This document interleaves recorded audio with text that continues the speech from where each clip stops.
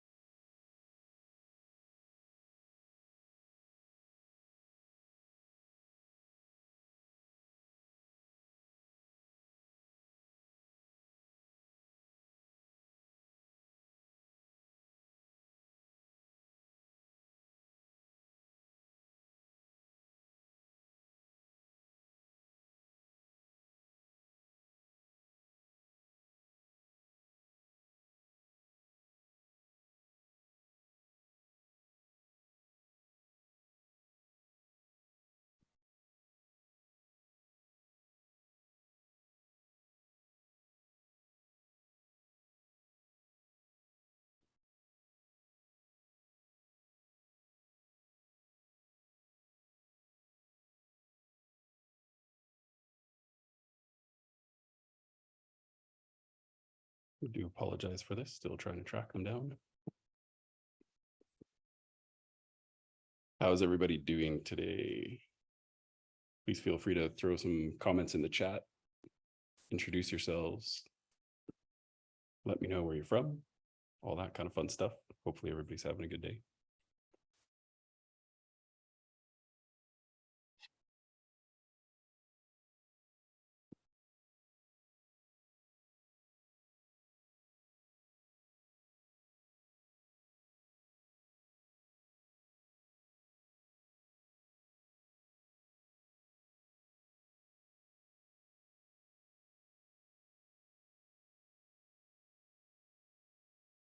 Looks like chat functionality might not be able. Yep, that's right.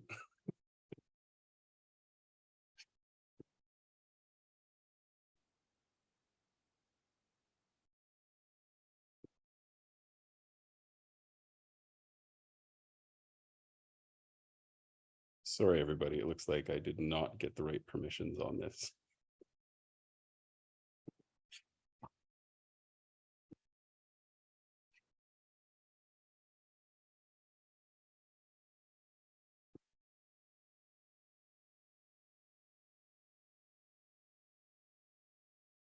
You'll have to bear with me, and I might need to leave and restart this. I do apologize.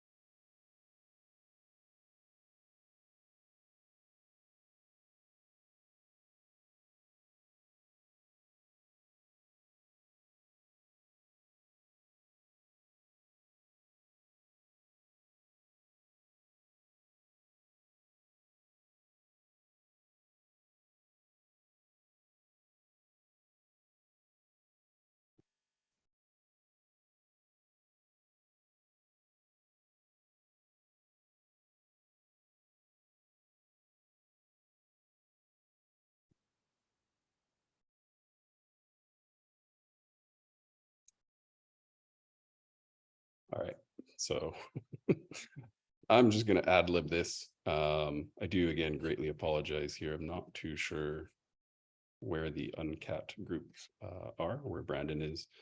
So really hoping to chat about our experience with the Intuit Developer Program today, which was a really great experience. A lot of props to Intuit for that. They were really great in helping ourselves, and I know Uncat as well, progress their product, give us a lot of information on how our systems are integrating with QBO and QuickBooks, and how we can utilize that information to help everybody like you out. So it was a really great program. And I do also want to say for everybody here, I don't have the permissions apparently to enable the chat, so I do apologize for that. But please feel free to use the question and answer tool. So maybe if somebody could pop some questions in that tool, that would be good. We can see if at least that's working. So yeah, somebody ask a question and we'll see if that works.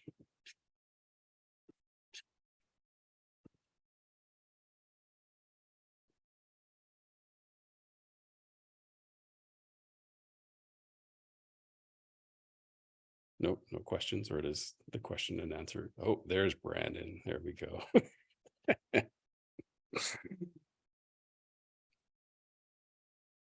How's it going? I think you're on mute there, Brandon. Hey, sorry about that. It's been a big travel day, but I made it. There you go. That's okay. I was fumbling around and apparently I didn't get the right permissions for chat today. So question and answer is working though. Thank you everybody for putting questions in the question and answer tool. So if you have anything that you'd like to say, please throw it into the question and answer tool. And Brandon and I will handle it that way. Yeah, for sure. So where are you traveling today, Brandon? So I'm back home now. But yeah, I had a big trip to the Pacific Northwest. So I live in Knoxville, Tennessee. I was out in Victoria, Canada, which I'd never been to before. Beautiful. On Vancouver Island for a conference with a big accounting firm up there, sort of Canada-wide firm. And then from there, traveled down to Vancouver, then Seattle, then Portland, and then it's kind of a unique story. Over the weekend, I'm a bike rider, so I did a bicycle race called the Race Across Oregon. So, so yeah, so I'm alert and I'm good, but if I seem a little tired, it's because over the weekend I rode my bicycle for 43 straight hours. You raced across Oregon. 43. Yeah. Oh my goodness. It was a 500-mile race with 37,000 feet of elevation gain. So it was a lot. Okay. And it was hot out there. It was the high desert, and of course it was hot everywhere this weekend. So so yeah, fun experience. It was a trip. That's pretty amazing. I don't think I've actually ever. So did you sleep across or sleep at all? Just a couple quick 10-minute naps, so it's if you start feeling real tired, like you can't keep your eyes open anymore, it's best to take a little shut eye, but otherwise it's you're just racing along and the clock doesn't stop. So yeah, it's a little different than most bike races or stage races, right? Where you finish a stage and then take a rest and come back the next day. This is just, here's the start, here's the finish, good luck, go get them. Well, I give you props. I haven't biked for a while, a little more puffy than I used to be. But I did 24 hours of adrenaline here in Canada. Oh, super awesome. See, that's why we're kindred spirits. I knew there. Yeah. Not really, because you doubled that. And I had a team. I slept for like 2 to 3 hours. That's awesome. Very good. Well, if there's any other cyclists in the room and the participants, feel free to drop it in Q&A. And if you're in our neck of the woods, come out and do a bike ride. Well, Bridget was actually asking if your next race up is the Race Across America. That's a great question. And so, yeah, my first big ultra was called the Furnace Creek 508, and this was 20 years ago. It was one of the original ultras. It was 508 miles through Death Valley. And so I qualified for Race Across America back then, and I was like, no, this was good. Yeah, that was a lot. Like, and take a little break. So apparently now, having done this race, I've qualified for it again. A fair question, right? People I was like, oh, do you want to do the race across? I don't know. I don't know that I do. It's not yet clicked for me. But if I do, you might have to take about a 2 to 3 week. You need to take a little time out, get some calories back in the system, and then maybe think about it. But awesome. So yeah, she was in 2014 as a 4-person team, 2-person bid in 2030. You're planning ahead. That is awesome. You got a 7-year ramp up. That's super cool. Well, nice. So how much training does it take to do Race Across America? I gotta know. Like, I don't know enough about Race Across America. Well, she's the expert. I would think quite a bit. I mean, it's I think what is it, 3,000 plus miles. It's gonna be a lot. That's insane. So, Bridget, if you can let us know how much training time that is. It can't be an entire 6 years of training, but it's got to be a ton. and yeah, Teddy, I was close to where you were. Yeah, Klamath Falls, Oregon, because yeah, we were out in the middle. So going through the desert, beautiful out there.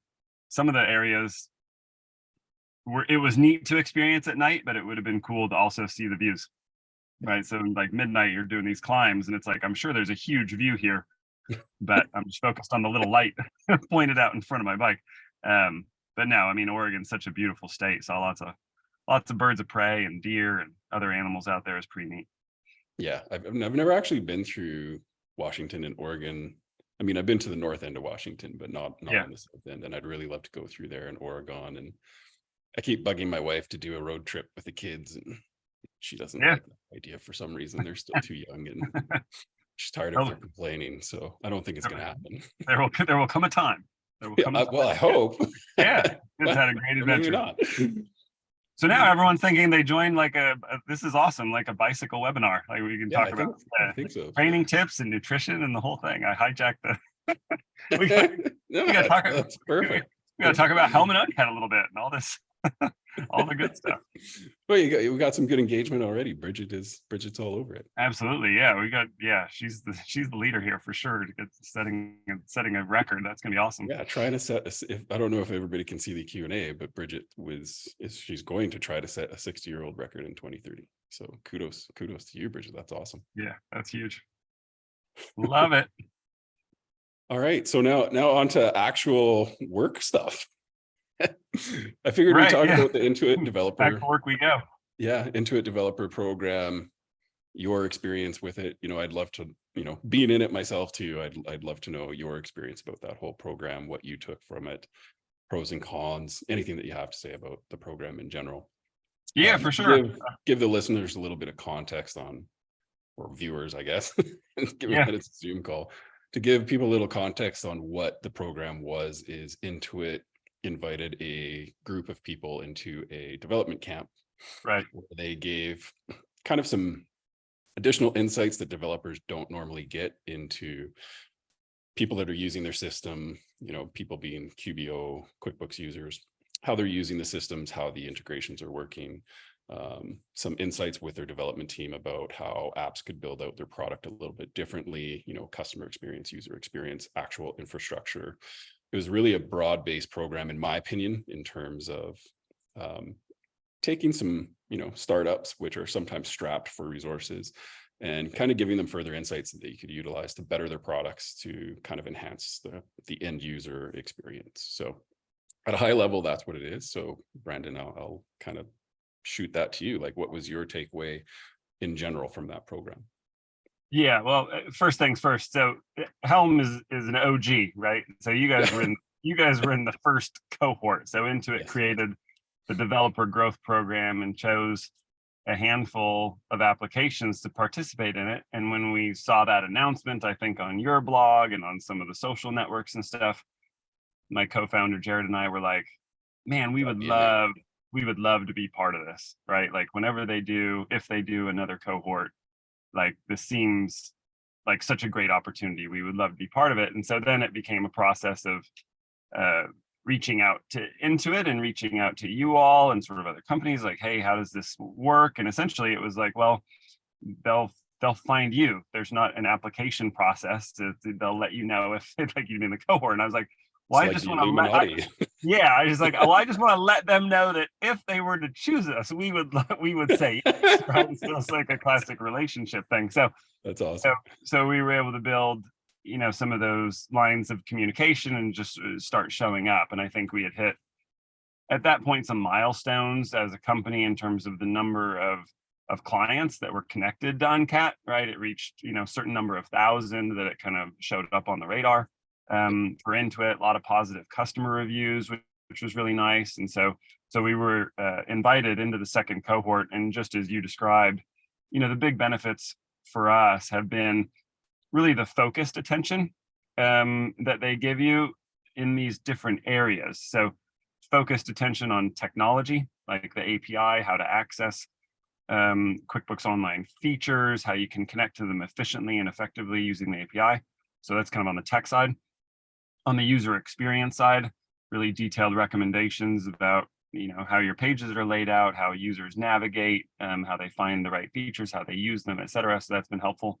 And then sort of the third leg of the stool have been really sort of a panel of expert practitioners that are running their own firms that come in and use your app and stress test it and say, well, this is our use case and that fit really well. However, I also want to be able to do this. So this is your new roadmap, right? Like this is what really needs to happen for you to advance in the industry. So all that feedback has been great. And then of course, from what I refer to as the Intuit mothership itself, you get some access to some additional analytics, right? So there's like, here are the types of clients and firms that are using your application.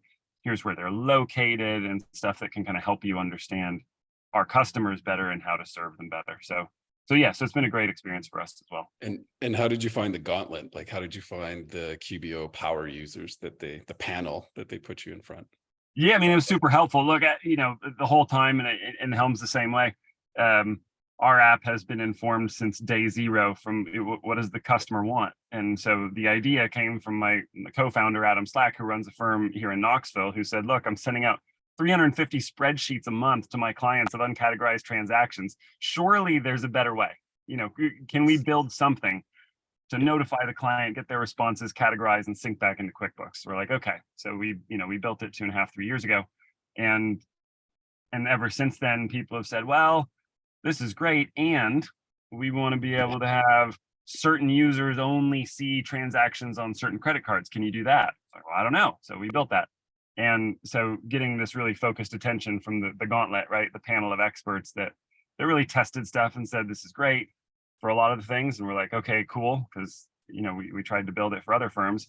And then some things where they said, oh, you could really do more here, right? There's actually another way you could do it that would be, easier, that would save even more time. So it's like, oh, super. We hadn't thought of that. Because you only really know, every firm's a little bit different too. So for some firms, it's like, oh, this does everything we want. And for others, they have a lot more needs. So for us, it was really helpful to get there just fully written out, recorded Zoom call perspective on aspects of the app. And for us, it's good. I mean, some people will bristle sometimes at getting, criticized, where it's like, did you just say that about the color I chose for the header? But for us, it's good, right? Like, you check your ego at the door, and it's like, look, if you don't like the color, we can change it. Everything's addressable. We always want to try to improve it. Yeah. I mean, you probably know the game well. There's always somebody that criticizes something that you never thought would have been ever criticized on the planet. Right. And I think you put it in a great way, where you kind of, it is a bit of an ego check, where it's like, yeah, but I like that color and somebody else didn't. But if that color actually came up in ours too. And so that's why I kind of chuckled at that, because it's like, yeah, okay, that makes sense. Like, if it's better for the product, then it's better for the product. Yeah. Well, and one of the things, and it's in terms of like a general applicability thing, and it was humble pie for me, but I was a founder of a previous software company from 2011, 2018, and we had an exit to private equity. But during the course of building that up, and I headed the sales marketing operations team on the marketing side, it'd be like, hey, for the homepage, let's use this tagline. Well, then A/B testing started to get popular. So it was like, cool, there's Brandon's idea for a tagline. And then they were like, let's just come up with like 3 or 4 others just to test it and see. And I'd be like, oh, I definitely like mine the best, like for sure. And we'd run it, and it would just get hammered, right, by one of the others, or mine would be like in 4th place. And so then it was like, okay, do I want to insist on, because I like the sound of what I came up with as a tagline, or do we want the one that performs the best? And it was like, it's hard to shoot yourself in the foot and be like, no, I want to keep mine. So yeah, so I definitely learned through that process, like, look, it's just an idea. You put it out in the world and you see how it performs, and then you iterate based on try to get better. So that's the whole growth program has been great for that. Yeah, I found our experience to be the same way. I thought it was really good to have the panel. They've got a lot of really good experts, like true power users, as you said, that have their own firms, they're in it, they're running it, they've got their own insights that it does force you to think of things in a different way. And they're actually people that I was really surprised at how, and maybe I shouldn't have been, because I know some of them, but I was actually shocked at how in tune they were with the development world. Yeah, these firm runners, but they actually have a really good handle on the software side, which gave really great insights in terms of how we could progress as a product in I order to agree. make the user experience much more seamless. It's so interesting, right? And actually, this morning, and I have another one with him tomorrow, but I had a demo with a firm, and this Yeah, is not the first time this has happened, where the firm owner says, "Okay, this is great, and also we have a dev shop, yeah, and we've built some of our own apps, and we yeah, use them internally, and some other firms are using now." yeah, So yeah, there's definitely a lot of crossover. I think previously, going back probably 5-10 years, it was like you're either a developer on the tech side or you're a firm, and now there's tremendous amount of crossover. overlap. So it's like, I mean, we're essentially a software company, but because of Adam, we have the deep connection into bookkeeping accounting. But then a Yeah, lot of the bookkeeping accounting firms also are building your own workflow tools and stuff, and it's awesome. It's like, yeah, yeah, you got to scratch your own itch, yeah, and so that's why we exist. yeah. So let's maybe talk about that a little bit. I'm just taking this as a completely unstructured format as a side. um, Yeah, so let's talk conversation. about that a bit, like not knowing your background 100%. Like, did you come from an accounting team, or was this a problem that your partner had with his Yeah. specific? Well, it's interesting because it was a problem that was very acute for him and his team because he said, well, we're sending out spreadsheets and the clients don't like getting that spreadsheet. It's like, it's basically a bad So news maybe I'm email. assuming most people know what Uncat is, but maybe give a little pretext to what Uncat Yeah, actually right. The does. high level uncat's short for uncategorized. And it also gave us the excuse to use a cat in all of our thematic marketing. So you'll see cats everywhere. If you go to Which I uncat.com, love, by the way. It's that's amazing. where Yeah, everything happened. Yeah. I mean, uncategorized transactions are obviously fun by themselves, but cats are way more fun. So we try to, totally. we wear out the cat motif. But really it's a problem that he brought, but also it resonated with me because running my previous business, I was like, I received those spreadsheets, Yes. right? Here are the 40 Amex transactions from last month, and we can't heads or tails figure out what they were for. Can you let us know? I was always happy to do so or try to do so, but it also occurred to me even then, but I hadn't put together the idea for an app like Adam had. But it was like, well, I'm just responding in the spreadsheet, and then where does it go from there? Here's this highly trained fractional CFO that's spending time copying and pasting my individual transaction answers into QuickBooks. Doesn't make any sense. And at Yeah. the end of the day, it's their time, which is very valuable, but it's also, I'm the company. So inevitably I'm paying for that. Yeah. And so it made a And lot it's of your sense. time too, like It's as the my time business owner. also, right? Yeah. And so it's like, well, if I can just send it directly into QuickBooks and they get notified automatically and can categorize, it takes a lot of the manual data entry out of this process and simplifies it. And Yeah. so when Adam said it, it resonated a lot. And I was like, this is a time saving utility. And at the end of the day, it's what we all have, right? Time to grow our businesses and time to serve our clients. For us, our clients are you all customers that run bookkeeping and accounting firms. And for you all, it's your clients that run businesses. So to open up that time for higher value activity, is really useful. The other quick sidelight I'll mention, which is kind of interesting because it's not why we built the app, Yeah. but it's a really nice positive externality, is sometimes accountants will forward us emails from their clients that have said nice things about Uncat. And very early on, one of the Awesome. clients had just written like, I like this better. And I was like, that's the best review ever, because it's like, it's just better than the old way. And so cool. Um, One of the clients though had written to their accountant and said, I really appreciate you spending so much more time on my books this year than you did last year. Like, you're really on top of it this year, and I appreciate it because we're growing, and so your time and attention is very necessary. And then the accountant had written to me and said, I've spent absolutely no more No time time.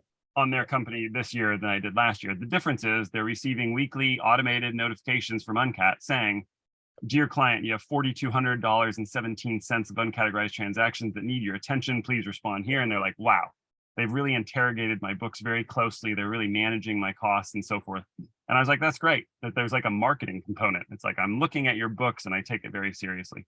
And that's been a cool feedback loop. Yeah, and I think that's really interesting, right? Because being a firm owner still myself, Yeah. and I can appreciate the problem that you're solving because my bookkeeping team sends out those spreadsheets every single week. So after this call, we should chat. um, but I'm a huge, from the Helm perspective, like we deal with cash management and controllership and advisory services, right? And so Yeah. I always purport that the relationship is super key. And so kind of speaking to what you were just talking about, really highlighting your value as a bookkeeper or an accountant or advisor, whatever you are, the more that you can highlight that value, and demonstrate that to your client, the better off you are. And sometimes to the point, like to the story that you're talking about, a lot of times it's a communication thing. It's not that Yeah. you're not doing the work or you're not doing a good job. It's that I find, and we're really good on training our staff at 2080, the accounting firm. We're really good at training them in that communication piece, because I find that's really lacking in our industry is, well, I've done the work and I punch this in, but then that's where it stops, but there's no feedback loop. And I find that interesting about your product, because you're automating that feedback loop, which is pretty key. And I mean, you're hearing that as a success story from your clients. Right. No, and totally right. Similarly for you all, and it's on the homepage, right? Because it's a key point. Like, you can do cash flow forecasting, but it's communicating it. Like, for most of us that run a business, it's like, okay, cool. So what does that mean? Right? Do I have cash? Am I going to have cash next month? Is going to be more or less than I had the previous month? And can I make this next investment? Can I make a hire? Can I buy the thing I need?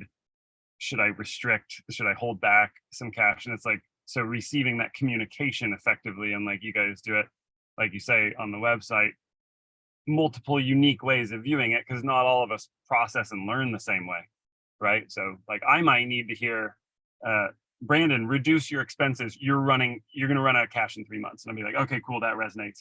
And someone else might just need to hear like, oh, the trend line is, slightly down and to the right. And I was like, oh, okay, cool, I understand that. Or they see a graph and they get it. And so, yeah, the communication is 100% the key. Well, and for us too, on the cash management piece, one of the big takeaways that we actually took out of the developer program was, we've got a really great base product before we came in to the program. This is almost a year and a bit ago now. Yeah. But where we got really challenged was, how do you make it easier? And that's meaning from the client experience standpoint, in terms of, you might have a small business owner, but maybe they've got an AP clerk or a bookkeeper doing the AP, but they might also have an AR person. And how do you get all those people to talk? And it really unfolded a really big question around communication, which is, part of what we came out of the developer program with is, how can we build the product so that these different roles can actually do their jobs more efficiently and more quickly, but then eliminate that whole feedback loop, and the forecast just happens. Because like where we really kind of came in with our product was, our need was in offering controllership and CFO services. You're building spreadsheets all the time. And as soon as you build a spreadsheet, it's already irrelevant. Like, it already doesn't matter, because things have changed, especially in the cash flow. Like, you're talking short-term cash flow, like how can I pay my payroll because I'm rapidly expanding, and if I hire this extra person, like, is there going to be enough just in case? That's a very different question than a 5-year strategic vision plan. And so we're answering that question by hooking into tools like QBO, pulling the data and building the forecast for the user. But then it becomes a component of, okay, well, that's great. You built the forecast for me. I only had to do about two tweaks, so you saved me a few hours worth of work. But now how do you, on an ongoing basis, automate and make that more seamless too? So when you're looking at the AR process, we said, okay, well, what do people do when they collect AR? Well, they have a spreadsheet and they have a checklist, and they say, I'm following up with this person, and they put their notes in it, or it's a notepad, or it's a paper pad. So we actually built that out in Helm. And as people are updating their AR notes and they're saying, I called Johnny and I called Susie, and this is when they said they're going to pay me, it actually updates the forecast for you. So now an AR clerk is actually building your cash flow forecast or maintaining it for you over time. And then when it comes time to pay bills, it's like, okay, well, I know all this money is going to flow in at this point in time. And so now I know how much money I have to pay these bills. And the nice piece is when people go to pay the bills, they go through Helm, they run through the payables program, and they say, well, I want to pay this bill on this date, this bill on this date. It also automatically updates the forecast, so you can see everything in real time. And so it's super interesting just seeing how it all unfolded. And I actually don't know where I started with that tangent, but I'll end it there. No, I think one of the common threads certainly is like, look, all of us use spreadsheets every day.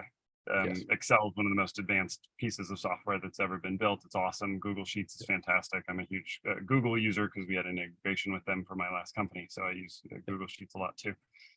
That said, there are sort of definitional limitations to the spreadsheets, and they typically revolve around things like sync, right? Are they in active real-time sync with the source platform? That's not trivial. that's a lift. Even using connector apps, it's still, to your point, like as soon as you send the spreadsheet for cash flow, it's like it's out of date because they just received a payment from somebody or they just paid a bill. And so it's like, okay, now send another spreadsheet. That's not a good process. You're sending dozens of spreadsheets per day. It's the same with uncategorized. It's like as soon as you send a list of like, I need answers for 10 things, it's like, oh, make that 11 things. Like disregard my previous email. So again, it goes to communication, right? But don't put it in the old spreadsheet. I got a new one for you, or never mind, let's bundle the last 2 months. And it just becomes, we call it, because of our cat theme internally, herding cats. And we've heard that a lot from the firms we work with. Is like, hey, my full-time job is cat herding. I'm just trying to keep in touch with clients, get them the information they need, and get the information back that I need so that I can control their finances and give them the relevant reports. And so, I think people really underestimate the time that it takes to do that communication too. So like, even when you look at the spreadsheets you're sending out for uncategorized transactions, if I send it out as a bookkeeper or an accountant or advisor, whatever I'm called, I send that out to my client. It took me time to actually pull that information out, put it into an email, actually build the email, send it out. Then it takes you, my client, time to actually fill it out, process it, get all whatever they need to. And it takes time. It's small, but I always talk about seconds leads to minutes, minutes lead to hours, hours lead to days. Like if you keep adding up hundreds of thousands of transactions over the course of a year for uncategorized, like the simple act of downloading something and putting it into an email and then someone else having to redo that adds up in a huge way. Yeah, no, and that traffic flows both ways. I always remind people, like Uncat's a very inexpensive app, right? It's $5 a month per connected client. Yep. It's like software is never just the price tag, right? It's like, well, how much is it going to open up mind space to do advisory services and higher value things with clients? How much time does it open up just to grow your own firm? That's hugely valuable. But equally important is like, if software is difficult to use, if it's hard to get set up in the first place, like all that's got to get calculated into the cost. And so I think one of the keys for Helm, and certainly one of the keys that we've tried to incorporate into Uncat, is just making it really easy, right? Like you connect a client in 30 seconds and you're off and running, and the client doesn't really need to be trained. They just sort of like show up and get it. And we send clients a magic link. So we learned early on that clients really struggled with like, oh no, another piece of software. I'm going to have to set a password and then I have to remember it. And it's like, they just could not be troubled by it. So clients just receive a magic link. They click the link, they go in, they answer questions about transactions, and then they leave so they can go back and do work and grow their business or whatever else they're doing. And that was a huge unlock for us. It's little small things like that. We also used to send clients in the reminder email, a similar email that we would send to the accountant, which is to say, hey, there are 17 transactions that need your attention. For the accountant, that makes sense because it gives you a sense of like, what's the workload? How many transactions do I need to review? For the client, it turns out they don't particularly care about that. And in fact, the bigger the number is, the more intimidating it is, right? You've got 50 transactions, like, oh, what a disaster. We changed that last year. So now the notification says to the client, how much money is at stake? You have $43,000 in uncategorized transactions that need your attention. Oh yeah, they click through on that because it's like, that's my money. I need to find out what this is. Well, yeah, what is this all about? Like, it's not 17 transactions, it's 43,000. I mean, we've seen Ask My Accountant accounts with millions of dollars in it. And you say, oh, that's insane. It's not. I mean, for a construction company that just bought a new Caterpillar, like, it's easy. It just has to be explained. But it is key because that money adds up and it can have tax implications and it can have audit implications. And so it's, it's a small thing until it's not, until it's a big thing. And that's great. I think that the way that you nuanced and kind of use the wording there, I think is great, because again, as professionals, the hardest job that we have is trying to collect information, because I know part of what we wanted to discuss today is good bookkeeping and accounting practices, but like, that's one of them right there. Is foundationally speaking, if a business can't get information to, whether it's internal or external, to their accountant or bookkeeper, it can't get done. And if you can't get done, then you can't do, tax advice. What is the write-off for that Caterpillar that you bought? You can't even answer that question because you don't even know that it's a Caterpillar. You don't even know what job it was for. Right. Yeah. Yeah. Yep. So it's super interesting to me because I think that, small stuff like that really helps solve really core issues for professionals, so I think that that's awesome. So, I Yeah, mean, no, to it that all definitely point, boils down to, help me, help you, help me, help you, right? It just keeps going. That's the communication piece. It's got to be an yep, open dialogue. And I think, I'll add the small tidbit, which is that, conversations about AI and the potential for AI and the impact of AI are super intriguing. We're into it. My co-founder, Jared, has a PhD in computer science. That's awesome. He's built ML models before. So we've got some pretty interesting stuff that we'll be coming out with that nice. leverages AI to hopefully just save people time. Semicolon, um, one of the things that AI doesn't do is like read your mind. It's not there yet, right? So when you present that you spent $250 on Amazon and it says, "Oh, did you buy books again?" And you're like, "No," because it was like one of 10 million other SKUs that Amazon also offers. Even sometimes when you have a receipt and it says like it was $250, it was for a television, that doesn't necessarily help you to categorize it. Could have been TV for the new office, could have been a TV for your house. That's now an owner's draw, not a capital expense. It could be a TV that you gave to a client as a gift. It Yep. could be one that you got, used at a conference, and then returned. Those are all different tax implications. They're all different cash implications. And so it's like AI will help with a lot of things to help get rid of some of the workload. And some of it, and this is probably a good thing, requires communication with the client. So good news, the relationship is still going to be key, because having the right information gets you the biggest advantage Yep. for your business. So that it's an interesting point, like how you touched on it a bit, but I know a lot of people are starting to use, say, chat GPT prompts to help Yeah. categorize bank statements. And I'm not super chat GPT savvy, but I feel like there's some security concerns there with just how AI works in general right now. But like, what are your thoughts around how can your product handle things better than, say, people using that kind of methodology right now? Yeah. I mean, one of the good news aspects for us is that now that we've been in business for several years, we do have, a set of anonymized data, right? Which is to say, how do things get categorized? What are some of the nuances involved? What does it take from a back and forth and a communication perspective to get to clarity on a transaction? And so there's AI is sort of this umbrella. There's lots of different ways to build things, though. And so you have Chat GPT, which is built on sort of this, their large language model is essentially what could we find on the internet, full stop. That's a lot. Yeah. So you can build a language model based on just lots of transactions from lots of sources. We could build one off just the data that has flowed through the Uncat platform over time. We could build it just on a firm specific basis. And some of those have different results, right? So it may be better for a given firm to have a language model solely based on their transactions, because maybe they're very unique. And so there's not a lot to learn from how a client or several clients for other firms categorize certain transactions when this firm works with clients that are very different, right? Like I'm not doing anything similar to other businesses. So there's lots of different ways to build AI and to train it and then to leverage it. And I think importantly, like ChatGPT is awesome. I've played with it, quite a bit. It does some really cool things. One of the things that it doesn't do out the gate, you can ask it to do this, which can be helpful, is that it will present things as fact. Yeah. Even though it doesn't know, it's not making a judgment call. It's just telling you what it thinks is a fact.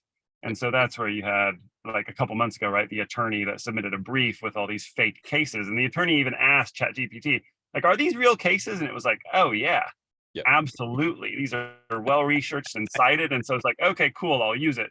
Obviously, right, the analogy here is problematic. Like, oh yeah, that's in the tax code. And it turns out it's not. It was in somebody's blog saying, I wish the tax code worked like this, right? And it's like the AI didn't distinguish between the two.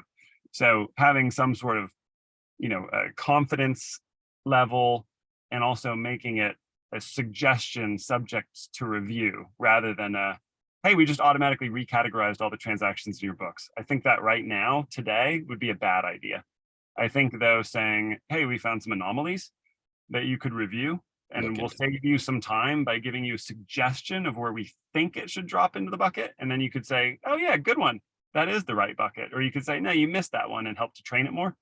I think that's probably sort of the best next step and what we're looking at on our side. Yep.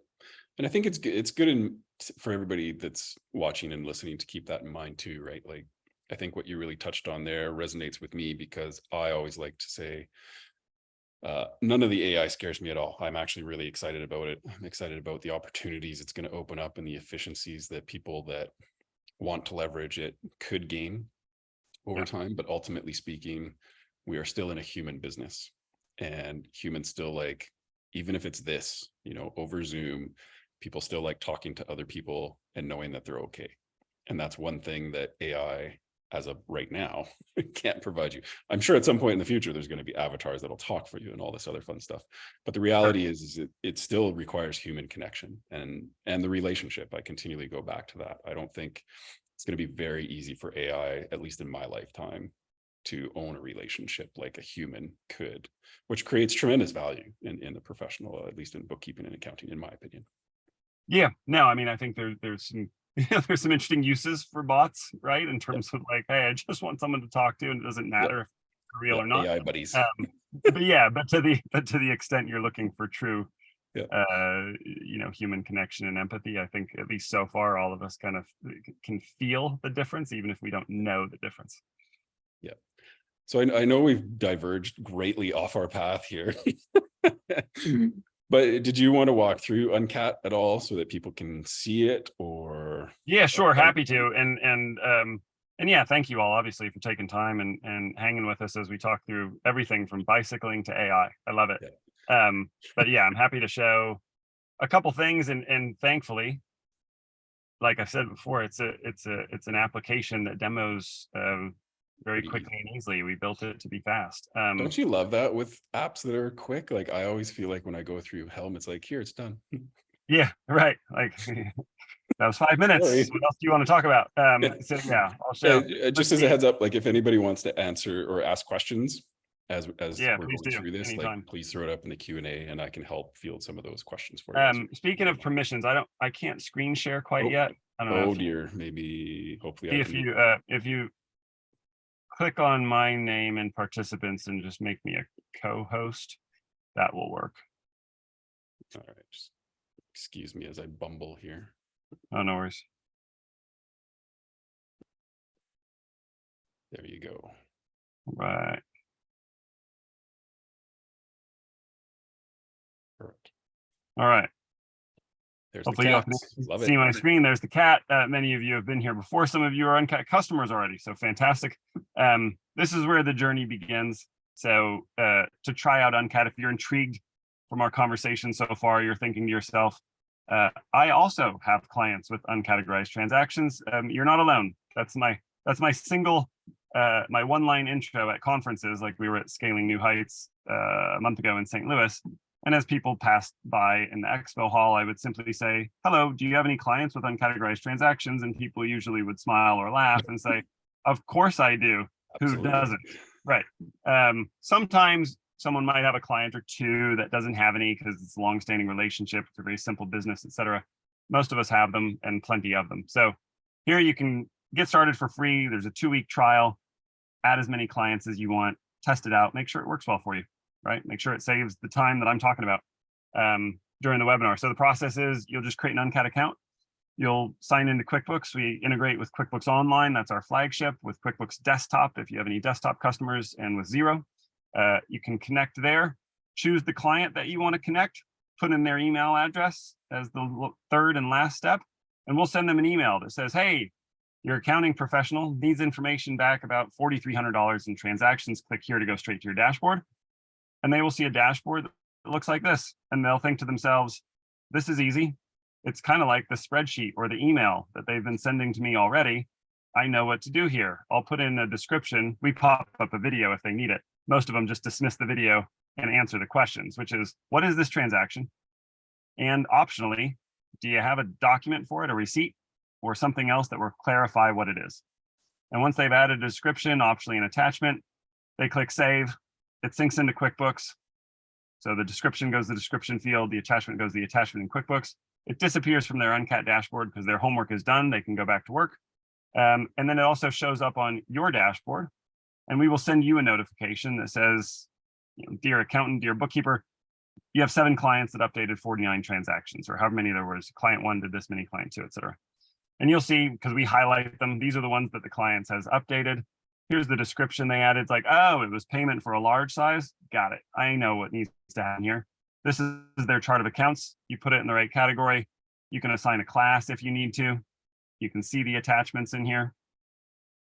You can ask the client a clarifying question like, well, payment for a large size, but now that you sell multiple types of things, large size of what? And that will send it back to their dashboard so they can respond. So it's a way to get to clarity on the transaction, right? You send them an Applebee's and they're like, it was food. And you're like, yeah, I know it was food. Who did you eat with? What was the purpose of the meal? That's how we're going to put it in the right bucket. You can also expand any transaction. You can assign customers, assign location, toggle on tax, make it billable, all the normal things that you would do inside the general ledger. And when you're done categorizing, you can click save on the right, or if you've updated multiple transactions, save updates at the bottom, disappears from your dashboard, all of it syncs into QuickBooks, your work is done. If you're doing like a month-end close, good news, you don't have to have 50 browser tabs open anymore, one for each client. They're all here on one page. You just scroll down and tackle the next client, right? Here's their transactions. You can see their updates. You can categorize. You can do what you need to do to update these. Awesome. So you can sort here. You can search transactions, like just show me the Amazon transactions. You can do sorting by the top of each of these columns. So if you want to sort by line amount, et cetera, you can do that. You can split transactions. So you select one and come up here and split it. You got lots of options in the dashboard. Usually the questions then are, how did these transactions get here? How did the clients know to come in to do it? And that's all in client settings, and it's all customizable. So in client settings, you can do things like choose the accounts that you want us to sync into Uncat, choose how far back in time you want us to sync. So 3 months by default, but you can go back further. We had someone do a 3-year cleanup yesterday, so you can go back in time. It's just $5 a month per additional month over the 3-month default. But here's where you choose those accounts. You can sync in transactions missing certain fields, like I want to sync in everything missing a class if you want to or need to. And then as you go down, you can also customize the app to control what the client can see and do. So the default is we want to ask the client for a description.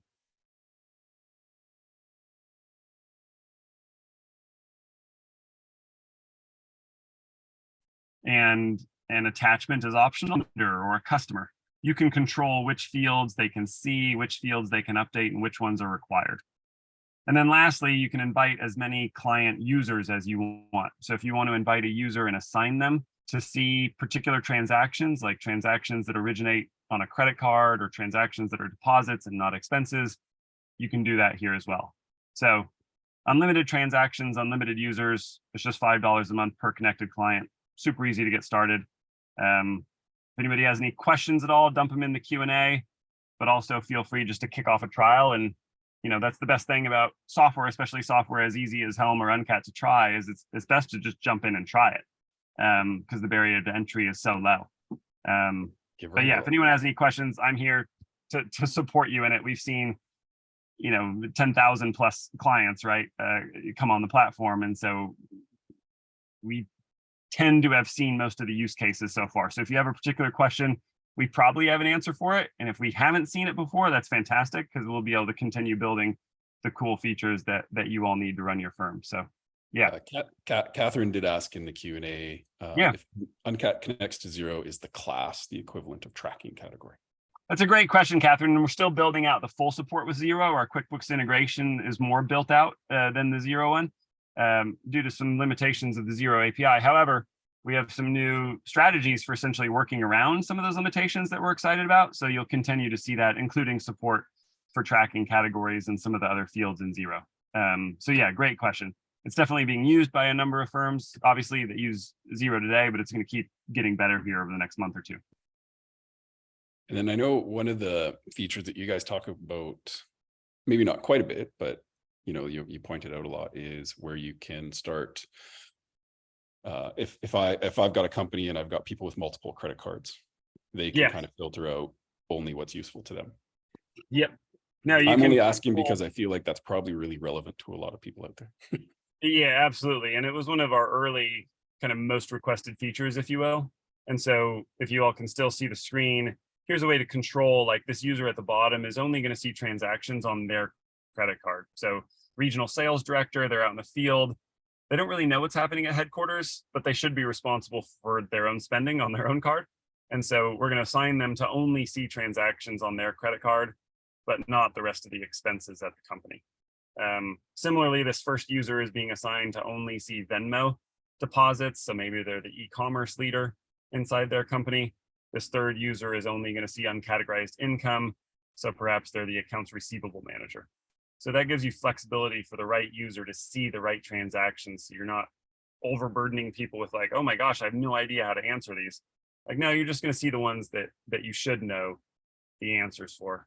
And certainly one of the features that has helped a lot of firms get in touch and have that communication that you talked about with their clients is the ability to put in a phone number.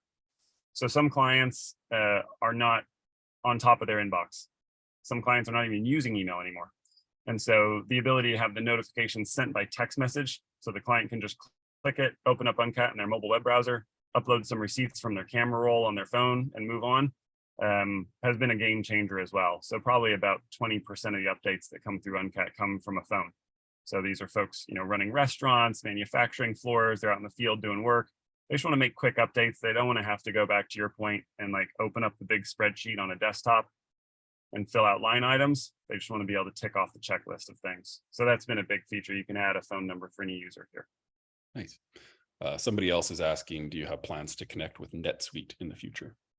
That's a good question. And we love hearing requests. Every once in a while, we'll hear about, NetSuite or Sage or Wave or FreshBooks or other platforms. And so if you have a use case for one or more of those that we don't yet have an integration for, please let us know, because that helps us prioritize, like, hey, let's invest some more developer time and resources into those platforms if there's sufficient, market demand for it. So I'll put down a check mark for NetSuite based on just the question itself, but certainly let us know any details if you have them, and we'll check it out more. Thanks. Super. Well, I can show you more settings. You can custom brand the app to match your brand, etc. That's easy. Upload your own logo, colors, and stuff like that.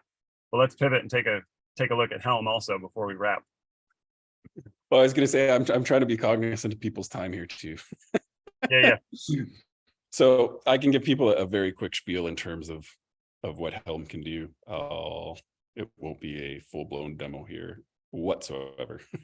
Gonna whet the appetite. That's okay. If people have questions, like, teaser. feel free to shoot me a note, drop me a line, reach out to us on social media, whatever works. Again, keeping it very high level, very rough. What we're really good at is building the forecast for you. So we sync up and integrate with QuickBooks Online, Sage Accounting, as well as Xero. So what you would do is you would come in here and you would add a company. And essentially what our system actually does is it goes through your accounting system, reads all recurring entries, builds out a forecast based off those, plus future looking profit and loss, expenses, balance sheet items, so recurring debt payments, any of that fun stuff. And then it builds out the forecast for you. So it saves a ton of time for people in terms of creating forecasts. Got a question here from Miriam. No, unfortunately, we do not sync with QuickBooks Desktop. Again, mimicking what Brandon had said, we found most of our users are online users, and so we built the product for that. But again, I will also put a checkbox beside QuickBooks Desktop. If we have a lot of users requesting that, we will certainly be happy to build it out. So yeah, to kind of continue on here, in terms of what that then looks like is you have a dashboard. So we run some very high level metrics on it for you and create this dashboard for you, give you a health score, and basically tell you how that business is doing. So from an accounting professional or bookkeeping professional standpoint, you've got a list of clients. What is their cash position looking like? It's very easy to see with their health score, on this dashboard. You can compare different companies. Red is not good, green is very good, and orange is somewhere in the middle. But then we also give you some metrics essentially to quantify why things are going good or bad. So based off cash available, potential cash. So, essentially working capital, accounts receivable coming in, as well as cash buffer. So how much cash do you have to live if your revenue dropped off? So highly relevant post-COVID. All of these metrics will give you your health score. So it's very easy to talk to your clients about where they're at, but also how they could improve that. And so again, the setup of the forecast is essentially automated for you. That's where I could say I could walk through it, but it's really irrelevant because it takes about 20 seconds to 40 seconds, depending on the file size. Brings you up here, and then you can start doing your actions. So this is where people would maintain it. If you want to manage your receivables, for those people that do. Oh, and of course it clunked out on me now. Great. So apparently I won't be walking through the demo here because my demo file crapped out. It was working this morning though. Right? You gotta love live demos. It wants to bill you. Jeez, come on. But anyways, what I was going to show you is that typically people have their receivables list, so that spreadsheet or a notepad. You can do that right in Helm. Take all your notes. I've talked to Susie, I've talked to Johnny. This is when they said they're going to pay me. There's a date tab beside it. As soon as you update, it actually updates the forecast. And so that gets back to, we're trying to figure out ways to make forecast creation and maintenance easier. And so essentially your bookkeeper will be creating your cash flow forecast, or your accountant, whoever's doing the data entry and the AR follow-up, if you have AR, they will be maintaining your cash flow forecast on the sales side for you, which makes it insanely easy. Because the problem with the controller is, well, now I need to talk to the AR person and figure out when this is actually getting paid. And so we've essentially solved that for you. As well as on the AP side, the biggest advantage we give people is that when you try to do an AP run, especially for bookkeeping and accounting firms that are doing it for clients, the biggest question that always gets asked is, well, I don't know if they have enough money. Do they have enough money? And so that's what we help people answer, is we literally will show them in real time, based off all accounting information in the system today, right now, do they have enough money to do that pay run and still make payroll? Because again, we're considering future transactions, not just past transactions. That's my quick pitch. No, I love, I mean, the couple things the three things that jump out, right? Simplicity of the interface. Like, no one can get lost here. Like, oh shoot, I'm 3 levels deep into something. I don't know how to get back out, or I don't know how to drill down. I like the color coding, right? So it's like you say, like, it's pretty familiar. Yep. Yellow, slow down, have a look, have a close look before you go into traffic. Green, all systems go. Red, we got a problem. Let's have a conversation. There's something going south here. Well, and then you can also dig into the actual forecast too. Like, that's just Right. the dashboard. And if you really want to get into the nitty gritty and say, plan out capital items there's stuff that's in your head that is not in an accounting system or in your clients' heads that you need to put in the forecast.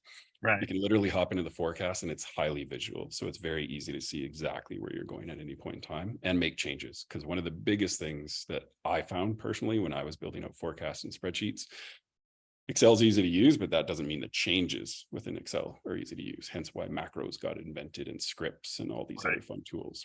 And so bulk editing is a huge thing.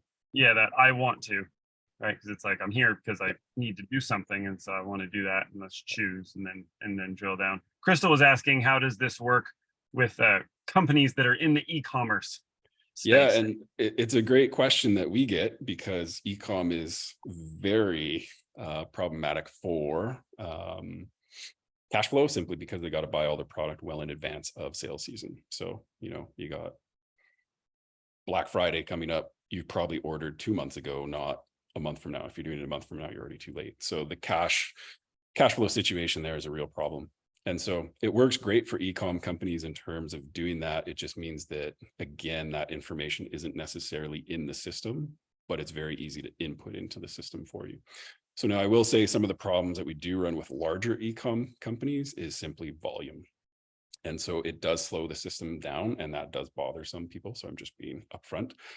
So for those e-com companies with massive volume, might get a little bit frustrated with it, but for the small ones, works well.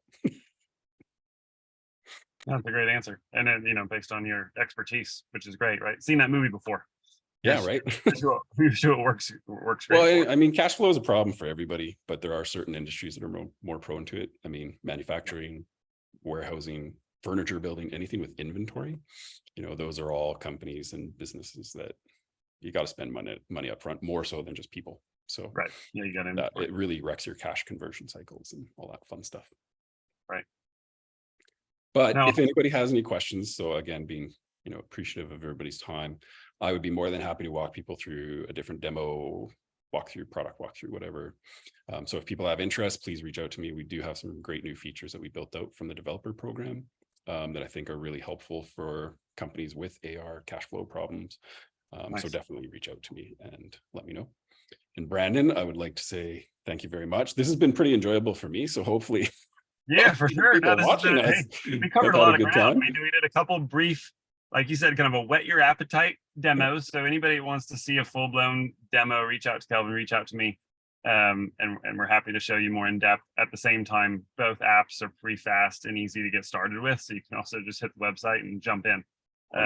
Water's warm. And if you have questions as you go, definitely reach out to one or both of us, and we're happy to help out.